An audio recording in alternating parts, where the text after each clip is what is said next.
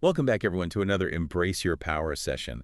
This time, we're diving into the Mahanarayana Upanishad, a sacred Hindu text. Yeah, And this one, well, it's all about unlocking your full potential and how to do it. it really is. And today, we'll be focusing on one of its central ideas, Paramatman, the Supreme Self. Right. And the text, right from the start, makes this incredible claim. It says that Paramatman travels Okay.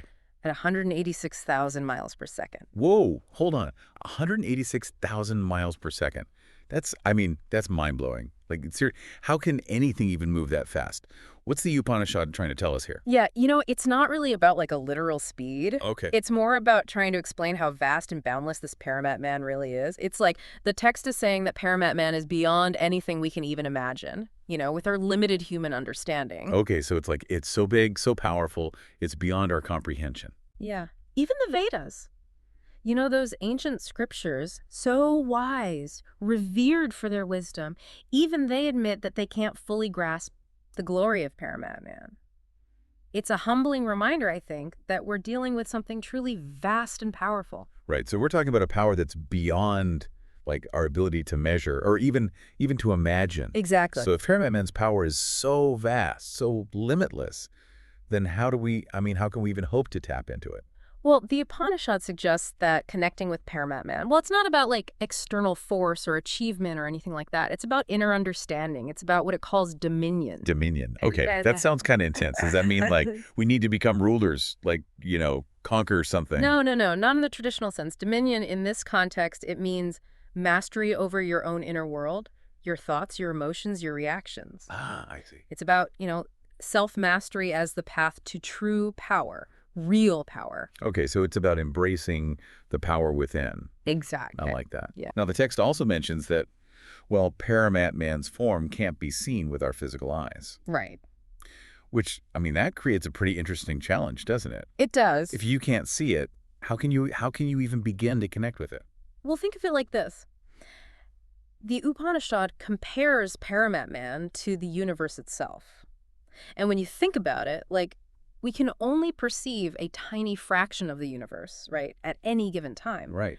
The whole thing is just too vast for us to take in.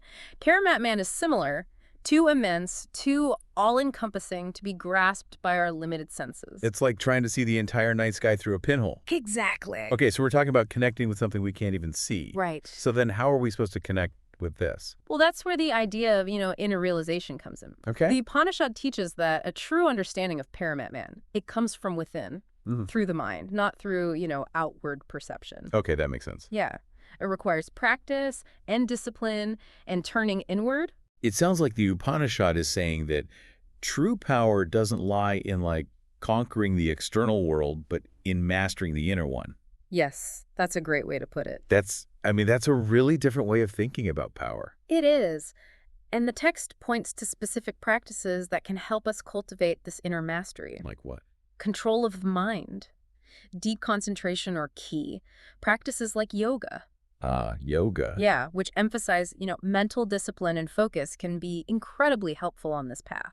Yoga, And of course. It's not just about the physical poses or anything like that. right. It's about quieting the mind, cultivating inner awareness. Exactly. The Upanishad also seems to emphasize, well, controlling emotions and reactions as part of this inner dominion. Yeah. Why is that so important? Well, think about it. Our emotions, our impulses, they can often lead us astray, pull us in all these different directions. Yeah. But by gaining control over them, we create a sense of inner stability and clarity. Nice. And this allows us to connect with that deeper, more powerful part of ourselves. So it's like we're clearing away the noise and distractions to access a source of power that's always been within us. Precisely. Yeah, it's like clearing a path, to that inner power. Yeah. And the Upanishad, it even suggests that this connection with Paramatman can lead to a state of immortality. Immortality. Whoa, hold on a second. Immortality. That's a huge concept. What does that even mean in the context of, this text. Yeah, it's not necessarily talking about like living forever, Hmm. in a physical sense. No, the Upanishad speaks of, transcending the limitations of our physical existence, Okay. achieving a state of being that's not bound by the cycle of birth and We're death. talking about like spiritual immortality, Mm. a connection to something eternal, unchanging. Exactly. And it really highlights the transformative power of, embracing your inner power, Mm. of connecting with Paramatman. This connection, it can profoundly change how you see reality. It helps you understand the world in a whole new way.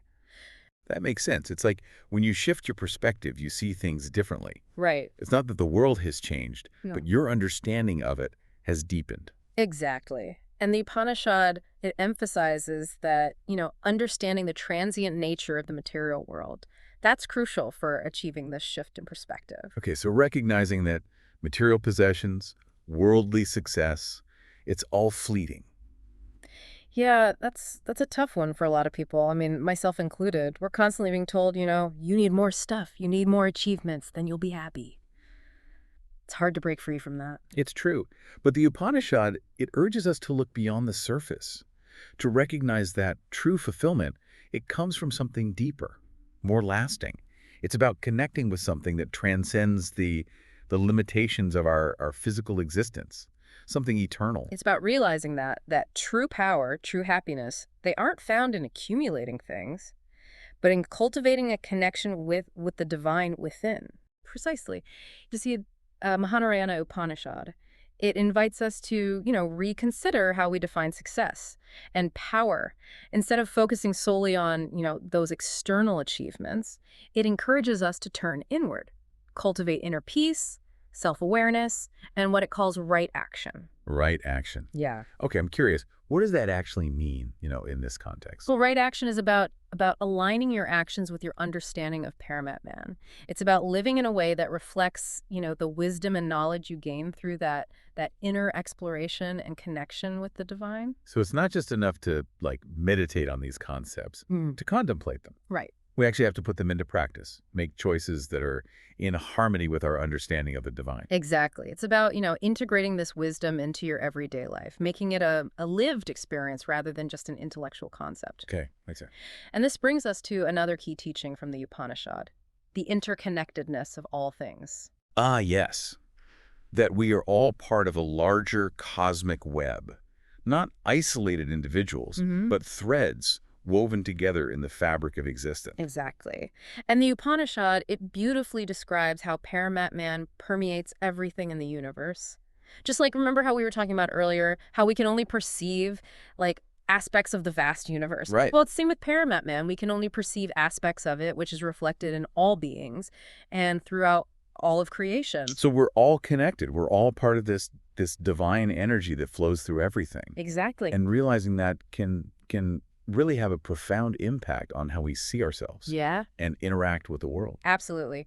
Recognizing this interconnectedness can foster greater compassion, empathy, understanding. Yeah. It helps us see beyond our differences and appreciate the shared humanity that unites us all. It's like the Upanishad is saying, hey, we're all in this together. We're all part of the same grand story. Exactly. And that can be incredibly humbling and inspiring. It can indeed. It can inspire us to live with greater purpose and intention, knowing that, our actions, they ripple outwards, affecting not only ourselves, but the world around us. This whole embrace your power journey, it's really starting to take shape now. It is, isn't it? We've gone from like the mind-boggling speed of Paramatman to the importance of self-mastery, right action, and now this interconnectedness of all things. Mm. It's amazing how these ancient teachings can still speak to us so directly today. They do. And, the Mahanarayana Upanishad, it offers a particularly relevant message for our modern world. We're constantly bombarded with distractions, Hmm. external stimuli that pull our attention away from what truly matters. It's like we're drowning in a sea of information, always searching for the next thing to buy, the next goal to achieve. Right. But the Upanishad, it reminds us that true fulfillment, it lies in a different direction. It does. It invites us to turn inward, to cultivate inner peace, self-awareness, to live in alignment with our true nature, our divine essence. It's about recognizing that the power we seek, well, it's not something we need to acquire from the outside world. It's something that already exists within us, waiting to be awakened. Precisely. And the Upanishad, It provides us with a map, a guide for uncovering and embracing that power. Right. And one of the keys, as we've been discussing, is understanding that true fulfillment, it doesn't come from material possessions or Yeah. external achievements. It comes from connecting with something much greater than ourselves. That reminds me of a quote I read recently. It said, "The greatest discovery of all time is that a person can change his future by merely changing his attitude." It really fits with what we're talking about here, doesn't it? It does. Our attitude, our outlook on life, it shapes our reality. Mhm. And by connecting with Paramatman, by embracing our inner power, we can transform our attitude and create a more fulfilling future. So it's not about denying the material world or rejecting success. It's about recognizing that there's a deeper, more essential aspect to our being. And by nurturing that aspect, by connecting with the divine within, we can experience a more profound, more lasting sense of power and Mm, fulfillment. absolutely. It's about aligning our outer world with our inner world, I see. living in a way that reflects our true nature, our divine essence. And that's where the real power lies. This has been incredibly insightful. We've explored so much about Paramatman's self-mastery and the interconnectedness of all things. And I feel like, I mean, we're just scratching the surface of this ancient wisdom. We are. And that's the beauty of it. There's always more to discover, more to explore within ourselves and within these profound teachings. I'm eager to dive even deeper. Before we wrap up, though, is there one more key teaching from the Mahanarayana Upanishad, something that you think is essential for embracing our power? There is. The Upanishad, it uses this beautiful analogy to describe the nature of Paramatman. It compares it to the sun. The sun. Okay, I'm intrigued. The Upanishad states that Paramatman, like the sun, it shines its light on everything equally, regardless of whether something is beautiful or ugly, pure or impure. It doesn't discriminate. It's love and grace. It's all-encompassing. That's a powerful image. It's like the Upanishad is saying, look, no matter who you are, no matter what you've done, you are worthy of love and Ah, belonging. exactly. It's a message of unconditional acceptance and inclusion. It reminds us that at our core, we are all divine beings, all expressions of the same, limitless source. And recognizing this inherent worthiness, well, it can be incredibly liberating and Yeah. empowering. Liberating and empowering. Yeah, those are great words to describe this whole embrace your power journey. Yeah. It's like the Upanishad is giving us permission to let go of self-judgment and embrace our true selves, flaws and all, Yeah. to recognize the divine spark that resides within each of us. And that recognition, that embrace of our true selves, that's the foundation for true power. Right. It's the starting point for living a life of purpose, meaning, and fulfillment. So it all starts with embracing ourselves, Yeah. recognizing the divine within. And from there, well, who knows what we can achieve? The possibilities, they're limitless. They are. And as you continue on this journey of self-discovery and empowerment, remember the words of the Mahanarayana Upanishad. Embrace your power. Embrace the divine within. For in doing so, you unlock a world of possibilities. You know that analogy of Paramatman as the sun, shining its light on everything equally, it's really stuck with me. It's a powerful image, isn't it? It is. It's a beautiful reminder that we're all worthy of love and belonging, Yeah. no matter our flaws or our past mistakes. It is, and it speaks to the transformative potential of, connecting with this inner power. When we realize our inherent worthiness, our connection to the divine, well, it changes how we see ourselves and the world around us. So how do we cultivate this connection with Paramatman? The text mentions understanding, dominion, right action, but what does that actually look like in everyday life? How can we actually put these teachings into practice? Well, it's about bringing these concepts, down from the abstract realm and integrating them into our daily experiences. It's about making choices, big and small, that reflect our understanding of Paramatman. Okay, so can you give me like a concrete example? What's one small choice I could make today that would reflect this understanding? Well, consider how you react to challenging situations. Instead of, reacting impulsively, just pause for a moment and connect with your inner self.